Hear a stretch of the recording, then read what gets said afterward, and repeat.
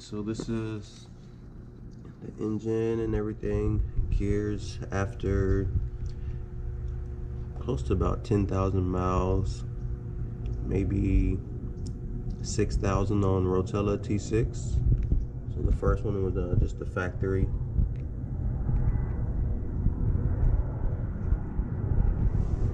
So the old clutch here.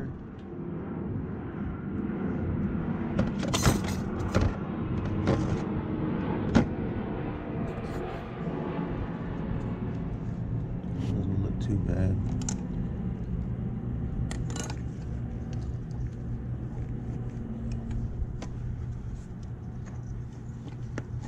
Yeah, all of them are pretty much the same. I'm changing everything out. Let's take a look a little bit past here.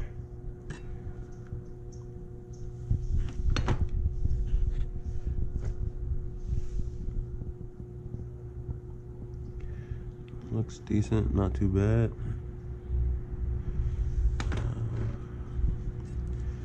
Let's see how much I want to take off of this basket.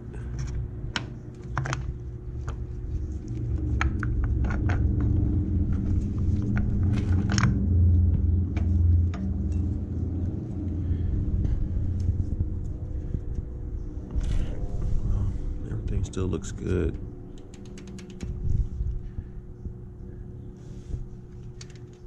Chain and gears all look awesome.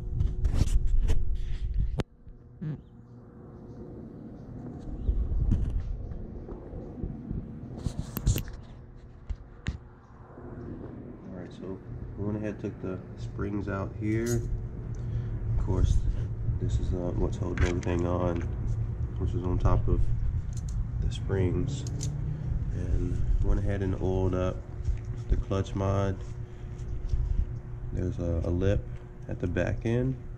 It's just gonna go on the front here. Oh, actually, let me put this back here. Yeah, I'm doing too much. Get it to sit. Yeah, there it goes. So it just sits here. And then from there, this is coming back. And then I oiled everything up.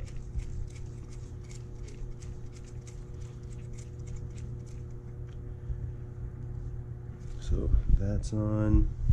I still have to wait for the new clutch gears and plates to finish soaking in oil. I'm gonna go ahead and move over the heavy duty springs, and I'll try to show you the exit little spacer there. So factory here, and I'll work on getting those changed over. Alright, so this place is a mess, but just to kind of backtrack, the Outlaw racing kit does come with springs.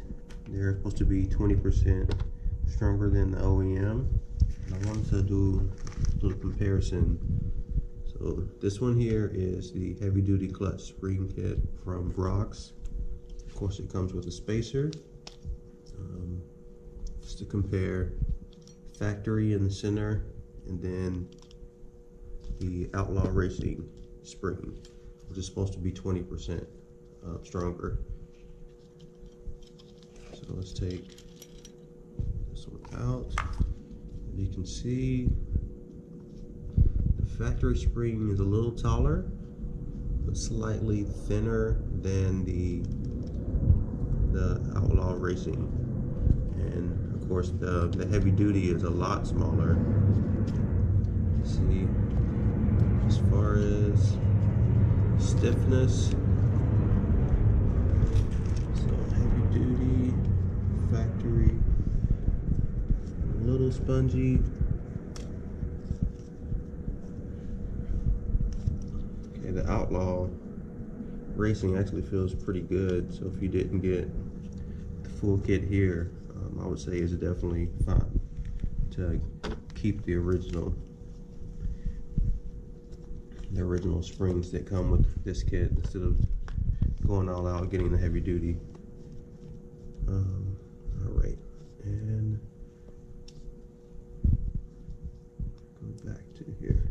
we're gonna go from stock here to this one here. If you look at the instructions, it just tells you to remove the spring. So you end up taking this one out, the spring there, and it also wants you to take this top off. So this top here, to get it off, you'll end up using a 7/16 or 11 millimeter with your hex here. So essentially all I did was put it in here. I left this part on the ground. Of course, it was kind of faced this way here. Let's see, I'll try to give you a good live demonstration.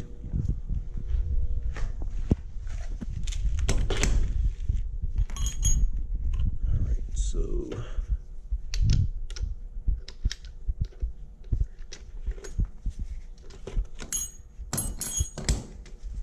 this one's going in.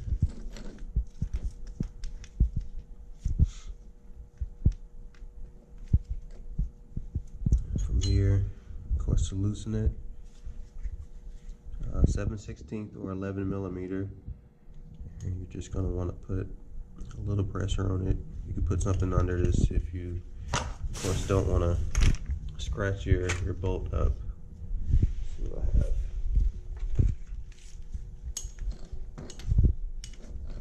All right, so from here,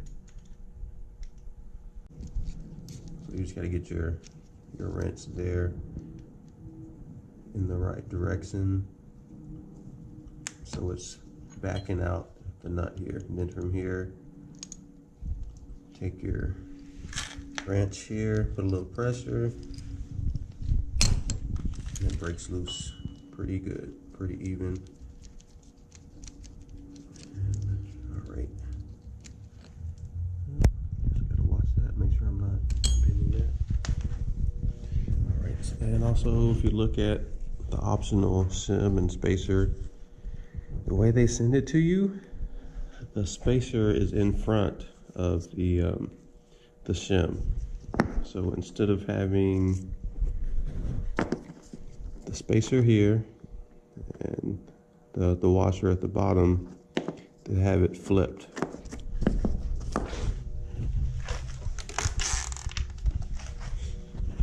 So this is the way it comes from the factory. They have it this way in the instructions for installing. So it really doesn't particularly matter. You could have the washer there and then the spacer. Either way, they're both going to be free play until you put that pressure on them. All right, so I'm gonna finish getting the other 5 of these going. All right, so after everything's changed over, of course you'll have the new springs. This is how they line up here. Everything in place. We'll probably put some oil on these. I don't know if this is going to be an issue or not. It looks like it's a deformity from the factory right there at the thread. Also, if anybody wants the extra springs here from the Outlaw racing kit, just send me a message and I'll toss them in the mail. Rather than go out and buy the new rocks. So if anybody wants to try these out, just let me know. If you're in the States, I'll send them to you. Also, if anybody wants the old ones, I'll keep on to them for a little bit, and I'll send these out as well. If you want both of them together, just let me know. Back to the plates. Got everything here soaking in oil. I may wait the full 24 hours, but we'll see. I think the Rotella will do a good job at keeping it pretty much soaked. So I'm gonna toss this around a little bit. And we'll go from This one I might soak for at least, let's say, at least 12 hours. I'm not doing the full day. We'll see how it goes. So I have everything back on. I really like the look of the clutch back here. As you can see, there's little notches. I lined all of these up besides the outer ring here. It just sips. This one, let me see if I can point right here. This one here, of course, just sips one for the outer.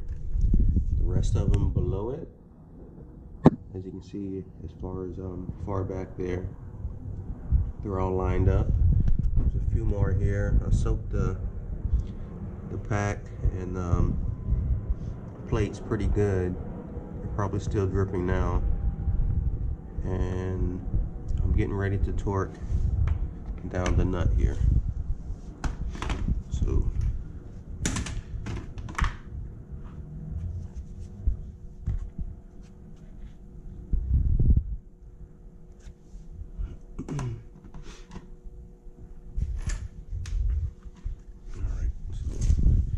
cheap little tool I picked up. I think it was about $60 off of Amazon. Just something quick. Of course, I used it to get it off. I didn't worry about holding the clutch plates down or anything like that. Alright, so torque down. This is going back. Cover. And make sure everything's lining up.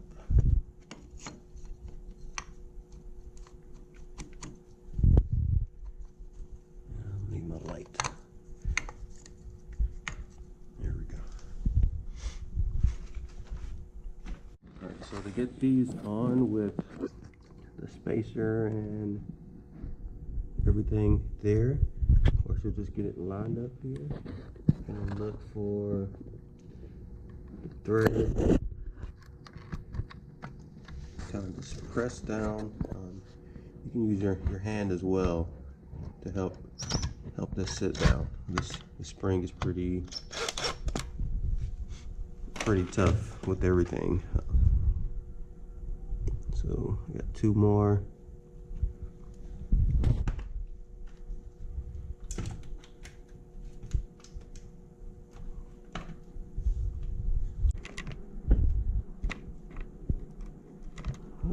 Coming out the spring.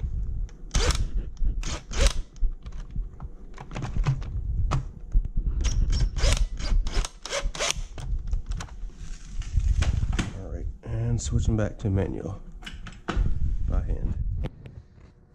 Got this here, just watching, and we'll go looking at the bottom there, right before 100. And let's see, I can't remember if I did this one yet. Just alternating patterns. That looks good. Let's do this one.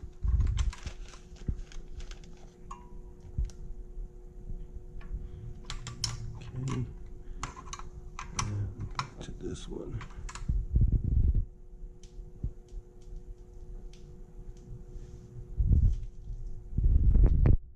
Okay, so cover's back on. From here, I'm just going to adjust my threads here to give enough slack for my clutch cable. So let me put this back on. Alright, finally got everything buttoned back up. Of course, I just cleaned the bike up. I figured I'd put some stickers on here. Got Brock's here on that side, as well as the other. The clutch pack with the springs is night and day. Definitely doesn't have that stutter at the beginning on takeoff. And I started out with the lower clutch cable here, kind of midway. You can't really see, but there's a little bit of thread up top. Then I'm also in the middle here. so everything feels good. The gap is kind of minimal. I tested it out. If I need to adjust, halfway here on both ends. So I haven't did any kind of update on the charger here, but you can barely see that I have the battery charges, the Wi-Fi from Shuli, and the adapter connector is here. I haven't had it hooked up to Wi-Fi in a while. It has it where you can connect to the app. It's pretty convenient. I don't charge the bike all the time. I really never need to. I did charge today, since the bike has been sitting here forever. So you can see the SU links there. And if I touch the little power adapter, it gives you an indicator of the battery. Right there is green. Battery's good. It'll be yellow if you need to charge. It may even go red. I have two plugged into the battery. One up front here is giving me power to my battery tender, and I have the rock form holder here. It's just the link connector there. The next charger is just here, coming out the back, so I can charge there if I wanted to for the battery, as well as unplug the battery tender here and plug the charge the battery here.